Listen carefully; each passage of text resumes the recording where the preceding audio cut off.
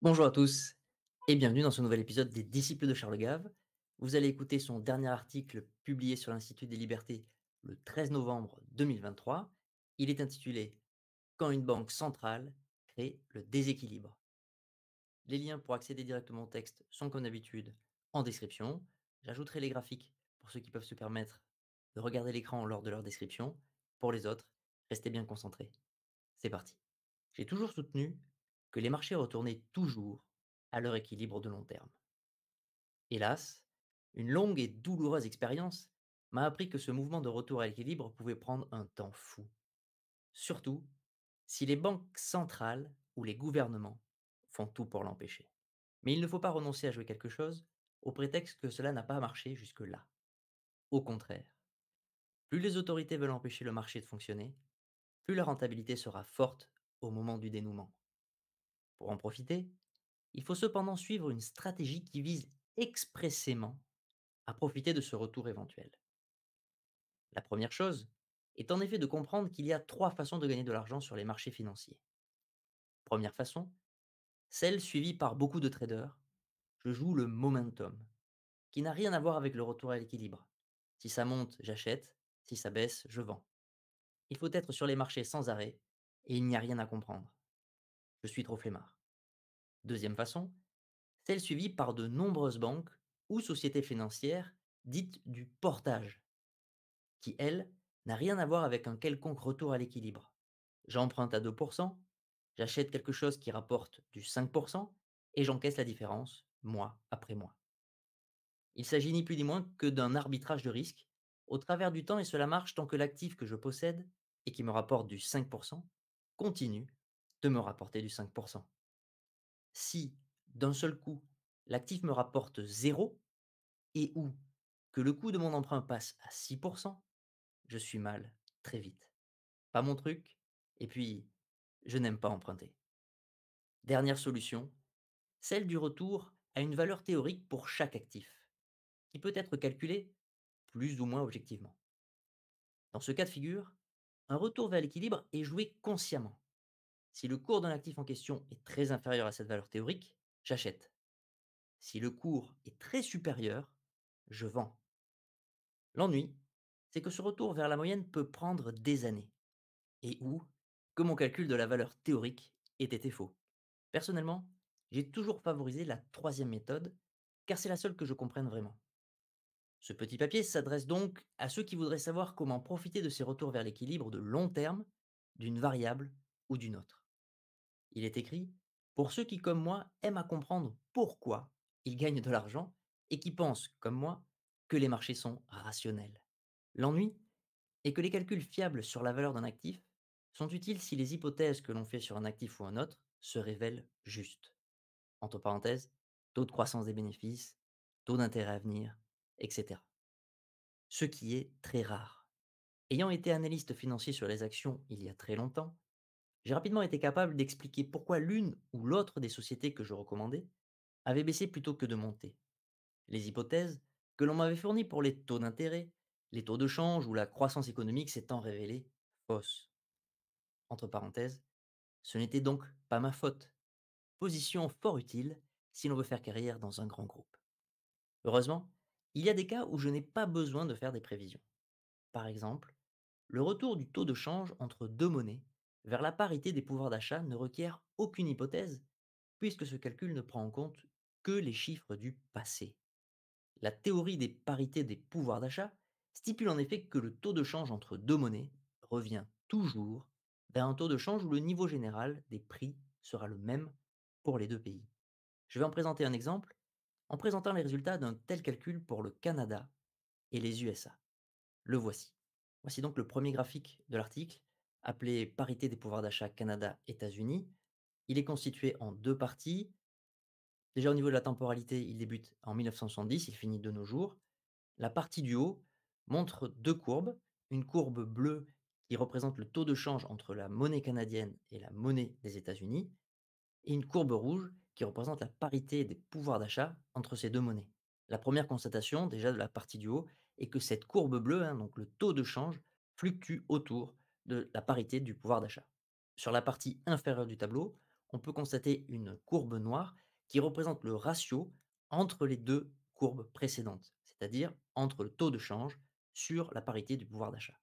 Ce ratio fluctue également autour de son point d'équilibre qui est donc 1, c'est-à-dire lorsque les taux de change ont une parité de pouvoir d'achat. Ce tableau nous aide donc à repérer les moments où le pouvoir d'achat d'une monnaie, soit le dollar canadien, soit le dollar américain, est trop élevé par rapport à l'autre. Je reprends le texte. La ligne rouge dans le graphique du haut représente le ratio des taux d'inflation entre les États-Unis et le Canada depuis 1970, tandis que la ligne bleue est le taux de change entre les deux monnaies. Dans le graphique du dessous, la ligne noire n'est que le ratio entre la ligne rouge et la ligne bleue et représente l'écart en pourcentage entre là où le taux de change est, entre parenthèses la ligne bleue, et là où il devrait être, entre parenthèses la ligne rouge. Comme le lecteur peut le voir, la ligne bleue, entre parenthèses la réalité, reste rarement sur la ligne rouge, entre parenthèses la théorie. Lorsque cela se produit, le ratio noir de la partie basse du tableau est à 1.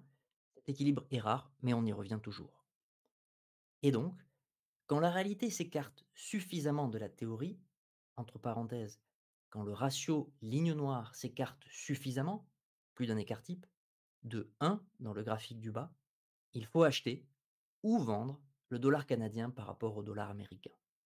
Aujourd'hui, d'après cette théorie, il faudrait acheter le dollar canadien et vendre le dollar américain. Cette théorie, dans la pratique, marche plutôt bien et je l'ai beaucoup utilisée dans ma carrière. Mais hélas, de temps en temps, elle ne marche pas du tout. Et j'ai eu un parfait exemple avec le taux de change entre le dollar américain et le yen dans les 2 dernières années. Comme en fait foi mon second graphique. Le deuxième graphique est donc construit de la même façon, partie du haut avec le taux de change du yen par rapport au dollar qui fluctue autour de leur parité des pouvoirs d'achat entre les deux monnaies, et la partie du bas, ce même ratio, toujours de 1970 à nos jours.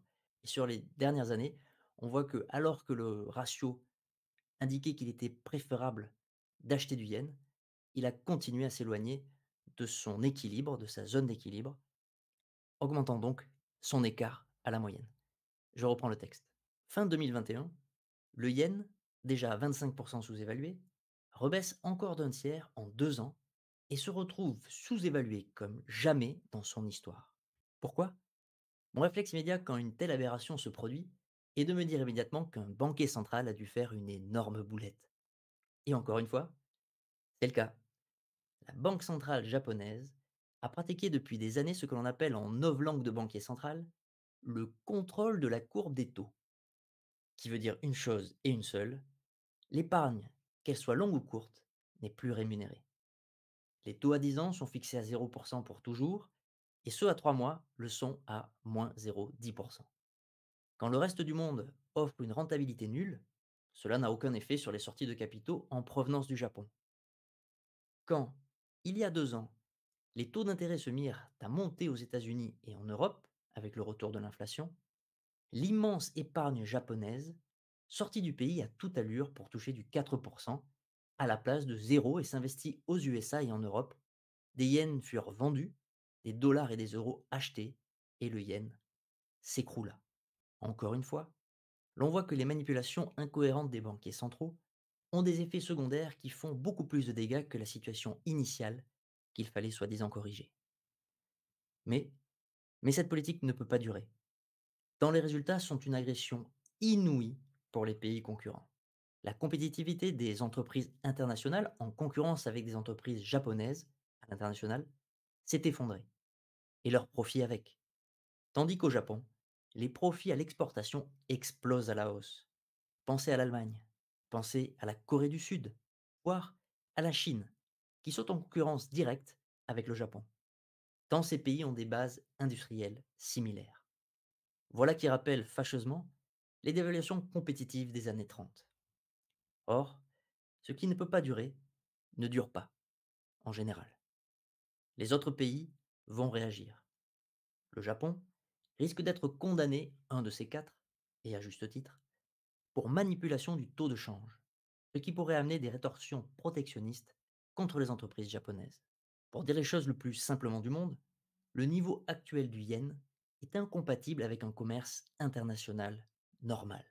Et comme les Japonais, à cause de la baisse du yen, ont gagné beaucoup, beaucoup d'argent sur leur position en dehors du Japon, le jour où le scénario d'une hausse du yen deviendra certain, ils voudront tous vendre leurs actifs en dehors du Japon et retourner en yen. Et connaissant les Japonais, ils le feront tous, le même jour. C'est dire que la hausse du yen, couplée à une baisse de nos marchés obligataires, risque d'être quelque peu désordonnée. Ou je serai là avant, ou je vais manquer le coup. Conclusion, des mesures vont donc certainement être prises pour que le yen retrouve un cours moins artificiel. Il rajoute entre parenthèses, par la Chine, il leur suffirait d'acheter des yens avec leurs réserves de dollars, ce qui serait une bonne façon de se débarrasser de leurs dollars en trop. Fermez la parenthèse. Ce qui veut dire que si j'avais des liquidités à investir aujourd'hui, je les mettrais en yens. Fin de ce nouvel article de Monsieur Charles Gave. Claquez le pouce, abonnez-vous, prenez soin de vous. À très vite.